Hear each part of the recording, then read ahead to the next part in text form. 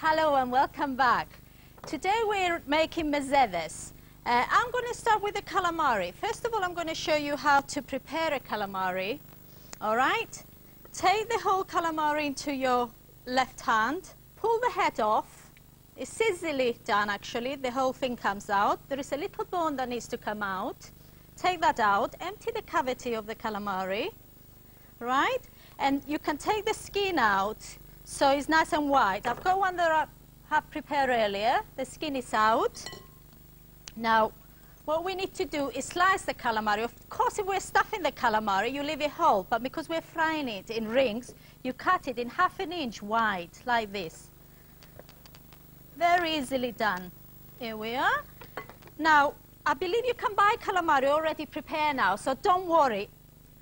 You don't have to do this if you don't fancy handling calamari. The next thing, of course, you need to wash your calamari very well and drain it. Now, we've got one prepared for us earlier. What we do, we season a bit of flour, plain flour, with a bit of oregano, black pepper, and salt.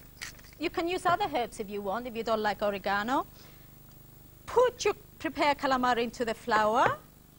Take a sieve, put it in a sieve, and shake all the excess flour out.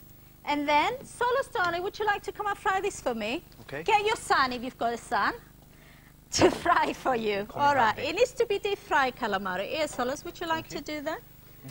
Right. Lovely. Great. Now, while Solos is looking after the calamari, I'm going to show you how to make a batter for our crochets. Right, let me tidy up a little bit first because it's filthy here.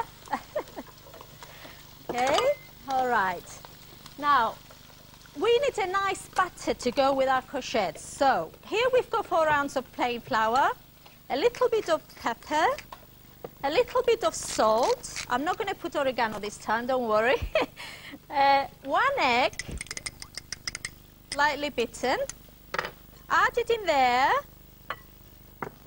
And I'm using some beer today, bitter. You can use bitter or lager or cider if you like. But if you prefer to drink your beer like I do, use milk or water. Now we've got 6 fluid ounces in here. Now mix it very well until you have a nice smooth batter. But don't worry if there are any lumps there. Now, the important thing to remember about this, you need to let it rest. It's like making bread or pancakes.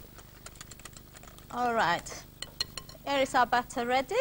I'm not going to let you see the lumps. Now I'm going to show you how to prepare your crochets. Cut both ends of your crochets. Choose nice firm crochets and not too big. And what I like to use is to use one of these potato peeler.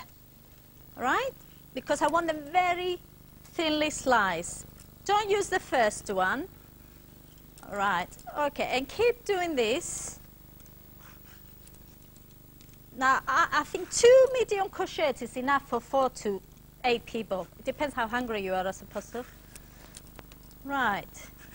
The next thing we need to do is put it on a kitchen paper. So, because crochets contain a lot of water like cucumbers, so we want to drain some of the excess water. Season them again with a little bit of freshly ground black pepper, salt, and guess again, a bit of oregano. Okay, now we're ready to deep fry our crochets. Okay. Okay. What you do you want to do that? Shall I do it, Solos? Your hands are dirty already, so you may as well get dirty. Right, you dip them in your butter. That's right. And then you put them into your frying basket. Now, your frying basket must be already in the oil. Otherwise, the crochets will stick on them. Right? Do you want to do another one, darling? I think you need about 2 or 3 in there. Okay. You don't mind telling you? No, not at all. That's what I'm here for. Right, do another one. Go on then. Just for me. Okay. Make sure that all the excess batter is out as well, like this. Oh, they're looking really nice. Can't wait to taste them. Right. Well, Charles, are you ready for me? Yes. I'm always ready for a taste of your food, Loulla. Great. Terrific. Now, how are they Don't they doing? look nice? Oh, Well, they look terrific. Sizzling happily away. we've got some already. And these are the one you used to... These are, yes, Solos prepared. Those And calamari look wonderful. I tell you what, why don't we go to the table? All right. And we'll sit down and try the things. All right. And I will show you lovely. You can bring some those, lovely drinks that I've got lined up.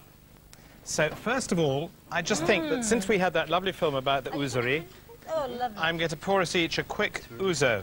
Oh, Now, my favourite drink, Charles. Loulla, you like your ouzo with And water drink like water. me? Yeah. Water and ice. And ice, okay. Yes. Here's one for you.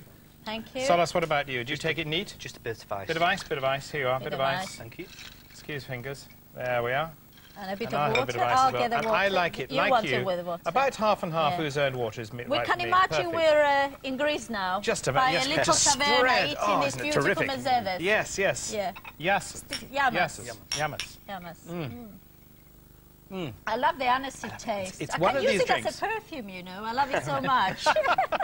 It's one of these drinks. It's rather like pastis in France. One of these drinks that when I go on holiday to Greece, I'll have an ouzo before anything else because it just sort of sums up the flavour, one of the great flavours of Greece to me. Definitely. Now, I get to try it with this Yes. marvellous Skortalia that you did a little earlier. I'm going to put some lemon on the calamari and on the koshes because it goes really nicely. Are you going to? I am going to, yeah. And I have to say that Skortalia potato and garlic dip with this ouzo, it's just a lovely sort of contrast. A contrast between the sort of... Do you want to? Can I? Thank you very much. I love the tentacles. I really Help get the yourself. tentacles. Right, okay, now with these, you've got the ouzo, but I'm going to suggest a dry white wine. And what we're going to start off with is a muscadet. Oh. It's a muscadet de Sèvres sur lit. It's quite impossible. There we are. Here we are. Here's the muscadet for the camera to have a look at. This one's called Domaine de la Grange. It comes from Oddbins. It's £4.99 a bottle, so it's not a ludicrously expensive wine. And it's expensive. It's just a nice, light, fresh, dry, not so fruity. It's quite a neutral kind of flavour, but that kind of rather neutral, dry flavour, I think, goes quite well with a lot of delicate fish dishes. And this is a very delicate dish, the squid. It's not a huge, great, brassy flavour. No.